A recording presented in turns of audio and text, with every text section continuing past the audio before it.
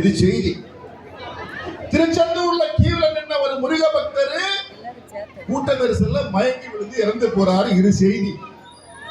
இன்னைக்கு பழனியில கூட்ட நெரிசல்ல கீழே நின்றவர் மயங்கி விழுந்து இறந்து போறாரு. இது செய்தி. இது தொடர்ந்து 3 நாட்களாக தமிழகத்தில் நடந்து கொண்டிருக்கக்கூடிய செய்தி. திருச்செந்தூர்ல, ராமேஸ்வரத்துல, இன்று பழனியிலே நடந்து கொண்டிருக்கிறது.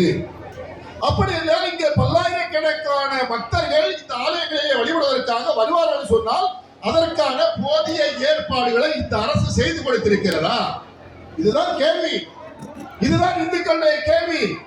இந்துக்களிலே கேட்க வேண்டும், கேட்பதில்லை. நான் சொன்ன மாதிரி எங்களுக்கு அதெல்லாம் முக்கியம் இல்லைங்க. திருக்கல்யாண திருவிழாக்கு வர்றதுக்கு ஓசியில பஸ் விட்டுருக்குறாங்க, அதுவே எங்களுக்கு போதுமானது. நினைச்சா என்ன பண்ண முடியும்? 1500 ரூபாய் கொடுக்கிறேன், எனக்கு 2500 ரூபாய் கொடுக்கிறேன், எனக்கு இதுவே எனக்கு போதும் நினைச்சா என்ன பண்றது? அப்படின்னா இந்த நாட்டில் இருக்கக்கூடிய இந்துக்களையும் இந்து ஆலயங்களையும் இந்துக்களுடைய சொத்துக்களையும் காப்பாற்ற முடியுமா என்று சொன்னால் காப்பாற்ற முடியாது.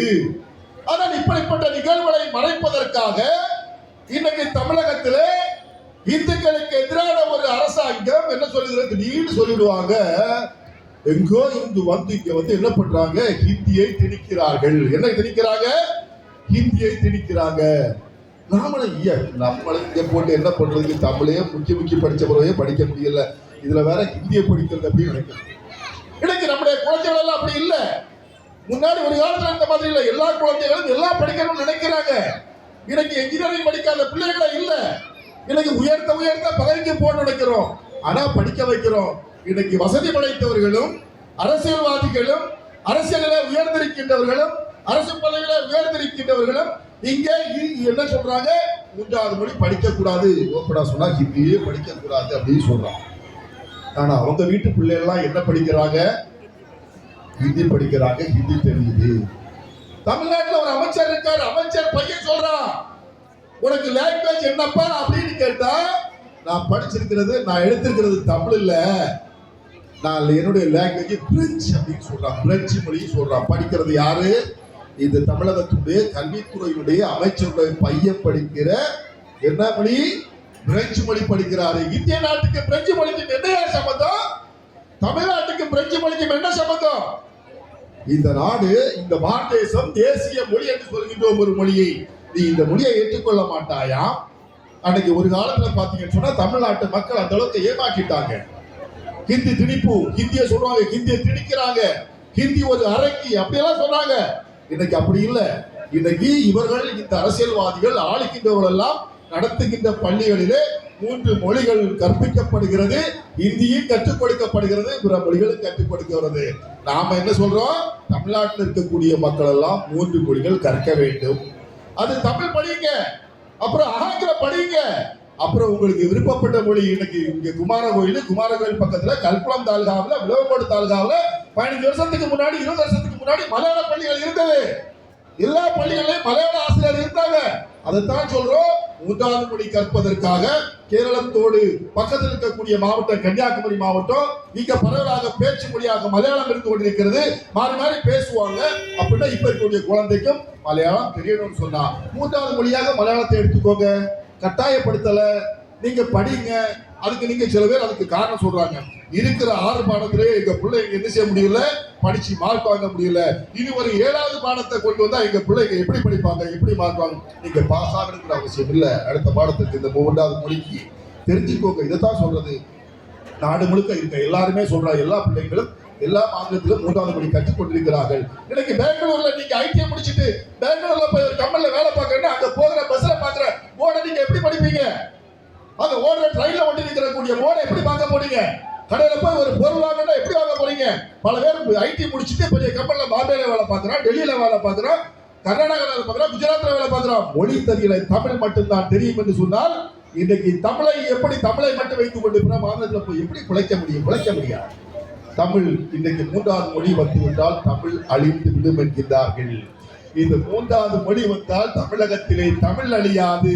தமிழை வைத்து யார் பிளப்பு நடத்துகிறார்களோ அவர்கள் அழித்து விடுவார்கள். இன்னைக்கு நான் சொல்றேன், நீங்க கேளு, நல்லா தெரிஞ்சுக்கோங்க. இன்னைக்கு ஆங்கில பள்ளிக்கூடத்திலே, மெட்ரிகுலேஷன் பள்ளிக்கூடத்துல இல்லது சிபிஎஸ்இ எடுத்துக்கிட்ட பள்ளிக்கூடத்துல அடிக்கக்கூடிய நம்ம குழந்தைகிட்ட போய் பேர தமிழ் தப்புல படிக்கக்கூடிய குழந்தைகள் தமிழ் என்ன சொல்லுங்க தெரியாது, அப்பா பேர் என்ன சொல்லுங்க தெரியாது. ஆனா அவன் கேட்டா தெரியாது. தமிழ்நாட்டில் இருக்கிறோம் மட்டுமல்ல, இன்னைக்கு தமிழகத்தில் இருக்கக்கூடிய அரசு பள்ளிக்கூடங்கள் ஒரு காலகட்டத்திலே தமிழ் வழி கல்வியாகத்தான் இருந்தது. அப்படித்தானே? எல்லா பள்ளியும் தமிழ் வழி கல்வியாகத்தானே இருந்தது. இப்ப மோகம் வந்ததுனால எல்லா பள்ளியும் எந்த வழி கல்வியாக மாறி இருக்கு? ஆங்கில வழி கல்வியாக மாறி இருக்கிறது. அப்படின்னு சொன்னா தமிழ்நாட்டுல தமிழை அழிப்பது யாரு? மேலிருந்து சொல்றவங்களா? கிடையாது. இங்க இருந்து ஒளிய வைத்து அரசியல் செய்வர்கள் தான் இன்றைக்கு தமிழை இன்றைக்கு அழித்துக் கொண்டிருக்கிறார்கள். இன்றைக்கு தமிழை இன்றைக்கு மிகப்பெரிய மொழியாக இன்னைக்கு தேசத்தை ஆளுகின்ற தேசபக்தர்கள் அழித்துக் கொண்டிருக்கிறார்கள். தமிழ் இன்னைக்கு உலகம் முழுவதும் பரப்பப்பட்டிருக்கிறது, நாடு முழுவதும் பரப்பப்பட்டிருக்கிறது. காசியிலே தமிழ்ச்சங்கம் நடத்தியது யார் என்று சொன்னால் இந்த நாட்டை தேசத்தை ஆளுகின்ற ஒரு தேசபக்தர் அந்த காசியிலே தமிழ்ச்சங்கத்தை நடத்தியது. யார் நடத்தல? நீங்க 100 ஆண்டுகள் நாங்க ஆண்டிருக்கிறோம் தமிழ்நாட்டில் சொன்னா தமிழகத்தை தாண்டி நீங்க தமிழையே கொண்டு போகல. ஆகவே இதையெல்லாம் ஏன் சொல்றேன்னு சொன்னா, இது ஆன்மீக மேடையாக இருந்தாலும் சரி, இந்துக்களை தமிழகத்தில் இருக்கக்கூடிய இந்துக்களை இன்றைக்கு மூளைச்சலவை செய்கிறார்கள். எப்படி மூளைச்சலவை செய்கிறார்கள்? இந்த பிரச்சனைகள் எல்லாம் மறைப்பதற்கு உங்களுக்கு இலவச பேருந்தை கொடுக்கிறார்கள். உங்களுக்கு இலவசமா மாசந்தோறும் தாய்மார்களுக்கு 1000 ரூபாய் வச்சுக்கங்கிற ஒரு பாக்கெட் மணியை கொடுக்கிறாங்க. இதெல்லாம் வாங்கிறாங்க. ஆனா தமிழ்நாட்டுல அதிகமா இன்னைக்கு என்ன வியாபாரம் நடக்குதுன்னு சொன்னா சாராய வியாபாரமும் அதிகமா நடந்து கொண்டிருக்கிறது தமிழகத்துல. எல்லாம் துறந்து வச்சு விற்கிறாங்க சாராய வியாபாரம். ஆனா இன்னைக்கு சொல்றாங்க, ஏன் கர்நாடகா இன்னைக்கு குஜராத்ல மதுக்கடை கிடையாதா? உத்தரப்பிரதேசத்துல மதுக்கடை கிடையாதா? ராஜஸ்தான்ல மதுக்கடை கிடையாதா? கிடையாது. அங்க மதுக்கடை இருக்கு. மதுக்கடையை யார் நடத்தல? அரசு நடத்தல. மதுக்கடை இருக்கு, அரசு நடத்தல. இன்னைக்கு இந்தியாவிலேயே மதுக்கடையை அரசே நடத்துகின்ற ஒரு நாடு என்று சொன்னால், ஒரு மாநிலம் என்று சொன்னால் அது தமிழகம். அதனாலதான் இப்ப நாங்க கொஞ்சம் பேர் என்ன பண்றோம்னு சொன்னா, தமிழகத்துல இருக்கக்கூடிய அரசாங்கம் நடத்தக்கூடிய கடையில நான் பாக்குறேன். ஒரு நாளைக்கு முன்னாடி பார்த்தேன், அப்படி போகும்போது பார்த்தா ஒரு வீட்டுல ஒரு போர்டு ஒட்டிருந்தாங்க. என்ன போர்டு அப்படின்னு சொன்னா, கலைஞரின் கனவு திட்டம். அந்த வீடு கலைஞரின் கனவு திட்டம்ங்கிற ஒரு திட்டத்துல கொடுத்த வீடு. அந்த வீட்டுல ஒரு மஞ்சள் கலர்ல ஒயிட்ல போர்டு வச்சு அங்க கலைஞர் படம். கலைஞர் யாருன்னு தெரியுங்களா உங்களுக்கு? யாரு? முத்தமிழ் வித்தகர் கலைஞர் கருணாநிதியோட படம் வச்சிருக்காங்க. அந்த திட்டம் யாரோட திட்டம்? கலைஞர் கனவு திட்டம் சொல்றாங்க. அப்ப கலைஞர் கனவு திட்டத்துல வந்திருக்கக்கூடிய வீட்டுல யார் படம் வச்சிருக்காங்க? கலைஞர் படம் வச்சிருக்காங்க. அப்படிதானே? வச்சிருக்காங்க. நான் ஒரு 15 நாளைக்கு முன்னாடி கன்னியாகுமரி போயிருந்தேன். எங்க தேசிய பொறுப்பாளர் வந்தப்ப விவேகானந்தர் ரேக் போனோம், அங்க விவேகானந்தர் பாறைக்கு போனோம், திருவள்ளுவரை பார்க்க போன்னு சொன்னாங்க. அப்ப நானும் இதுக்கு முன்னாடி ஒரு 6 மாசத்துக்கு முன்னாடி அதே மாதிரி பூம்புகார் கப்பல் கழகத்தினுடைய அந்த படகுல ஏறி போகும்போது அப்ப தெரியல. இப்ப ஒரு 15 நாளைக்கு முன்னாடி போகும்போது பார்த்தா முன்னாடி போட்டுக்குள்ளாடி 2 படம் இருக்கு. யார் படம் எல்லாம் சொன்னா, இன்னைக்கு தமிழகத்தினுடைய மாணவர்கள் எல்லாம் என்னை அப்பா என்று அழைக்கிறார்கள் சொல்லக்கூடிய அப்பாவுடைய படமும் இருக்கிறது. அதுக்கு பக்கத்துல அப்பாவுடைய மகன் படமும் இருக்குது. அப்ப போட்ல அப்பா படம் வைக்கலாம், அப்பா மகன் படம் வைக்கலாம். யார் நடத்துறா? அரசு நடத்துது இல்லையா? அப்பா படம் வைக்கணும், அப்பாவோட மகன் படம் வைக்கணும். இது மாதிரி பல நிறுவனங்கள்ல எல்லா இடத்துலயும் யார் படம் எல்லாம் இருக்குன்னா, தாத்தா படம் இருக்கு, அப்பா படம் இருக்கு, மகன் படம் இருக்கு. நாங்க என்ன சொல்றோம், இப்போ தமிழ்நாட்டுல அதிகமா நடத்துற சாராய கடையில யார் படம் வைக்கணும்? அப்பா படம் வைக்கணும். இன்னைக்கு நாம் சொல்வது இந்த நாட்டை நேசிக்க சொல்றது, தமிழகமும் இன்னைக்கு பாரத நாடு காப்பாற்றப்பட்டுக் கொண்டிருக்கிறது சொன்னால், இந்த தேசத்தை புனிதமாக நேசிக்கக்கூடிய ஒரு தேசபக்தர் இன்னைக்கு தேசத்தை ஆளுகின்ற காலத்தினால் சுவாமி விவேகானந்தர் கண்ட கனவுகளை இன்றைக்கு சுவாமி விவேகானந்தருடைய நரேந்திரன் என்ற பெயரோடு இருக்கக்கூடிய அந்த நரேந்திரனுடைய மறுரூபமாக இந்த தேசத்தை ஆளுகின்ற ஒரு இருக்கின்ற காலத்தினால் தேசம் ஒரு வளர்ச்சி அடைந்த தேசமாக உலகிற்கெல்லாம் உருவாக மாறி இருக்கிறது. அதே போன்று தமிழகம் வர வேண்டும் என்று சொன்னால், நான் ஏற்கனவே மேலே சொன்ன எல்லா விஷயங்களும் அழிக்கப்பட வேண்டும் என்று சொன்னால், இந்த துஷ்ட சக்தி தமிழகத்தை ஏற்படுத்தியிருக்கின்ற துஷ்ட சக்தி தாய்மார்களை இன்னைக்கு சொன்னாங்க, தமிழ்நாட்டில் பார்த்தீங்கன்னா இந்தியாவிலேயே அதிகமாக இளம் விதவைகள் இருக்கக்கூடிய மாநிலம் எதுன்னு சொன்னா தமிழ்நாடு. யார் சொன்னதுன்னு சொன்னா, இந்த தமிழக மாணவர்கள் அப்பான்னு கூப்பிடுவாங்கல்ல, அந்த அப்பாவோட தங்கச்சி தான் சொன்னாங்க. தமிழ்நாட்டில் அதிகமான இளம் விதவைகள் இருப்பது தமிழகத்திலே. எப்படி இளம் விதவைகள் உருவாகிறாங்க? இந்த டாஸ்மார்க்ல போய் சாராயத்தை வாங்கி குடிச்சு செத்து போறான். உடல் கறி என்ன பண்றான்? செத்து போனதுனால இளம் விதவைகள் உருவாகும். இது இனிமேலும் தமிழகத்திலே உருவாக கூடாது. இங்கே இருக்கக்கூடிய தமிழகத்துடைய மாணவர்கள் 3 மொழிகளை கற்றாக வேண்டும். தமிழகத்திலே சாராய கடைகள் அடைக்கப்பட்டாக வேண்டும். தமிழகத்தில் இருக்கக்கூடிய இந்து ஆலயங்கள் பாதுகாக்கப்பட்டாக வேண்டும். தமிழகத்துடைய ஆலயத்துடைய சொத்துக்கள் பாதுகாக்கப்பட வேண்டும்.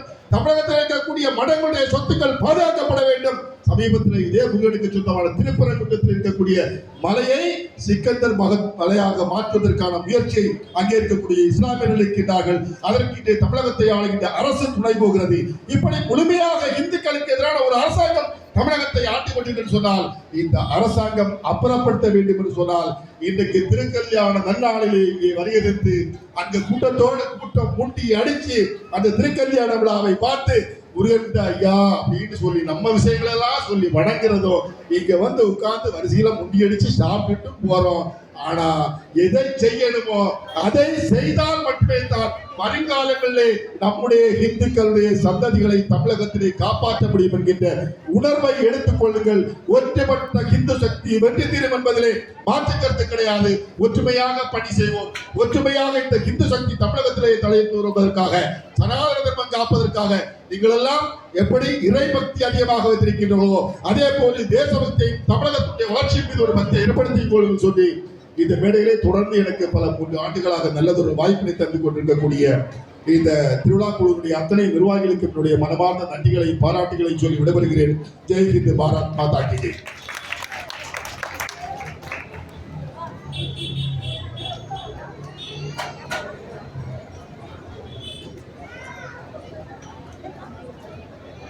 அன்பார்ந்த பக்த பெருமக்களே, இதுவரை மிக அருமையான அரிய பெரிய கருத்துக்களை எல்லாம் சொல்லியிருக்கிறார்கள். இதிலிருந்து என்ன தெரிஞ்சது, என்ன நீங்கள் மனசிலாக்கிக்கிட்டீங்கன்னு கேட்டால் எல்லாம் நம்ம மனசிலாக்க முடியாது. அதில் ஒன்றாவது மனசிலாக்கிக்கணும். அது என்னது? ஒரு இந்துவாக பிறந்தால் மட்டும்தான் பரஸ்பரம் கேள்விகளை கேட்க முடியும். வேறொரு மாற்றினாக இருந்தால் இந்த கேள்விக்கு இடமே இல்லை. அவங்க சொல்றதான் நாம் கேட்கணும். ஆகவே பகவான் வந்து என்னை ஒரு இந்துவாக வந்ததற்கு அவருக்கு நன்றி தெரிவித்துக் கொள்கிறேன். இரண்டாவதாக, ஹிந்து என்று சொன்னாலே சுருக்கமாக தான் நான் சொல்கிறேன். இப்போ ஆரம்பித்தா காலையில் இருந்தாலும் முடியாது. ஆனால் சுருக்கமாக சொல்லி ஹிந்து என்று சொன்னால் அவன் முட்டாள் அல்ல. அத்தனை பேரும் ஞானம் பெற்றவர்கள் தான். நல்லா புரிஞ்சுக்கிடுங்க. ஹிந்து என்று சொன்னால் ஞானம் பெற்றவர்கள் தான் அர்த்தம். அந்த ஞானத்தை நாம் தெரிந்து கொள்வதில்லை. பிறர் சொல்லித்தான் நம்ம தெரிய வேண்டும். நமக்கு ஞானம் இருக்கு, அதை நாம் தெரிஞ்சுக்கிட்டே. இப்போ முதல்ல கோவிலுக்கு போவோம், நம்ம குழந்தைகளை கூட்டு போவோம். முதல்ல ஒரு தெய்வம் வருது. எல்லாத்தையும் நான் சொல்றதே இல்லை. முதல்ல ஒரு தெய்வம் இருக்கு. அந்த குழந்தைய நம்மளுக்கு என்ன கேட்குது? என்ன ஆணை முகத்தோடு கூடிய ஒரு கடவுள் இருக்கிறாரு, அது என்னன்னு நம்மகிட்ட கேட்கும். நாம் என்ன போய் சொல்லுவோம்? தெரிஞ்சிருந்தால் அதனுடைய கதையை சொல்லி அந்த குழந்தையை நாம் மனசிலாக்குவோம். ஆனால் நம்ம அப்படி சொல்ல மாட்டோம். நம்ம என்ன சொல்லுவோம்? ஒழுங்காவா, சாமி கும்பிடியா, எங்களை வந்துரு, அப்படி விரட்டத்தான் செய்யும். அப்படி இருக்கக்கூடாது. இந்து மதத்தில் உள்ள ஒவ்வொரு கதைகளும் ஞானம் பெற்றவர்களா கதைகளாக தான் இருக்கு. அந்த கதைகளை எல்லாம் நம்ம முதல்ல மனசிலாக்கணும்.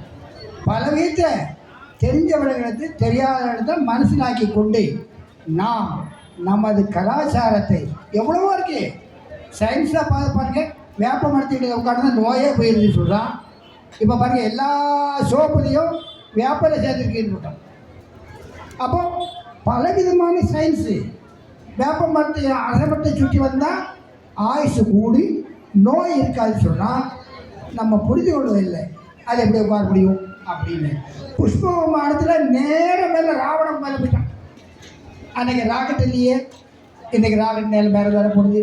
இது மாதிரி ஒவ்வொரு கதைகளும் சரி பாதி சிவன் கொடுத்தாரு, நான் பாதி நீ பாதின்னு சொன்னான். 50%. இன்றைக்கி சட்டம் இயற்றி செய்ய அந்த காலத்தில் இருக்கு. இதுபோல் ஒவ்வொன்றும் எனக்கு தெரிந்த அளவில் சொல்ல முடியும் என்று சொல்லிக்கொண்டு இதுவரை நல்ல காரியத்தை எல்லாம் அவர்கள் சொல்லியிருக்கிறார்கள். மூத்தோர் சொல் வார்த்தையும் முதுநெல்லிக் கனியும் முன்னே கசக்கும் பின்னே தீர்க்கும். ஆகவே இவைகளெல்லாம் நீங்கள் சிந்தித்து செயலாற்ற வேண்டும். ஆண்டவனிடத்தில் சோதனை கூடாது. நல்லா புரிஞ்சுக்கிடுங்க. சாமியை கும்பிட்டா என்ன தருவார் அப்படின்லாம் கேட்கக்கூடாது. சாமி கும்பிட வேண்டியது நம்ம கடமை, பலன் தருவது அவரவர் கடமை, ஜோலி செய்ய வேண்டியது நம்முடைய கடமை, அதற்கு கூலி தர வேண்டியது அவரவர் கடமை. அவ்வளோதான். அதுக்காண்டி சும்மா இருந்துக்கிட்டு அவர் எடுத்த ஒரு 10 ரூபா அப்படிலாம் கேட்க விடாது. ஹிந்து தர்மம் சனாதன தர்மம் எல்லாமே அடங்கி உள்ளது. இதில் இல்லாத ஒன்றுமே கிடையாது. ஆகவே எல்லோரும் இந்து தர்மத்தை அனுசரிக்க வேண்டும். ஆண்டவனுடைய அருள். இன்றைக்கி கோவிலில் திருவிழா எதுக்கு வச்சுனா தெரியுமா? வயசான ஆட்கள்